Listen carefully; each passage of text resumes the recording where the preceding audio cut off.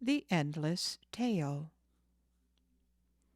In the far east there was a great king who had no work to do. Every day, and all day long, he sat on soft cushions and listened to stories. And no matter what the story was about, he never grew tired of hearing it, even though it was very long. "There is only one fault that I find with your story," he often said. "It is too short."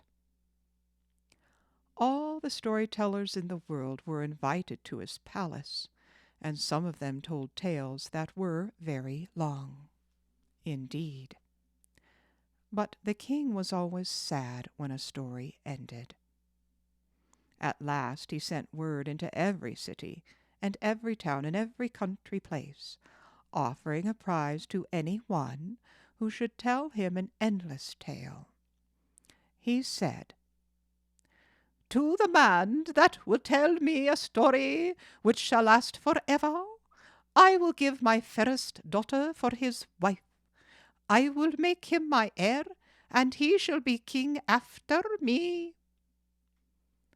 But this was not all. He added a very hard condition. "If any man shall try to tell a story and then fail, he shall have his head cut off." The king's daughter was very pretty, and there were many young men in that country who were willing to do anything to win her. But none of them wanted to lose their heads, and so only a few tried for the prize. One young man invented a story that lasted 3 months, but at the end of that time he could think of nothing more. His fate was a warning to others, and it was a long time before another storyteller was so rash as to try the king's patience. But one long day a stranger from the south came into the palace. "Great king," he said, "it is true that you offer a prize to the man who can tell a story that has no end." "It is true," said the king. "And shall this man have your fairest daughter for his wife, and shall he be your heir?" "Yes, if he succeeds," said the king. "But if he fails, he shall lose his head." "Very well, then," said the stranger. "I have a pleasant story about Locust which I would like to relate." "Tell it," said the king. "I will listen to you." The storyteller began his tale.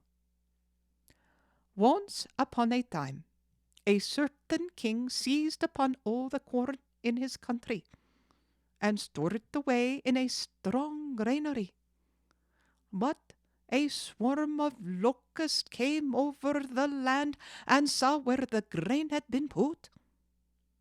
After searching for many days, they found on the east side of the granary a crevice that was just large enough for one locust to pass through at a time.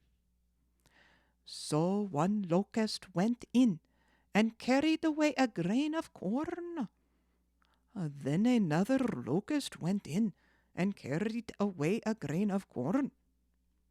Then another locust went in and carried away a grain of corn. Day after day, week after week, the man kept on saying, "Then another locust went in and carried away a grain of corn." A month passed. A year passed. At the end of 2 years, the king said, "How much longer will these locusts be going in and carrying away corn?" "O king," said the storyteller, They have as yet cleared only 1 cubit, and there are many thousand cubits in the granary. Man, man, cried the king, you will drive me mad. I can listen to it no longer.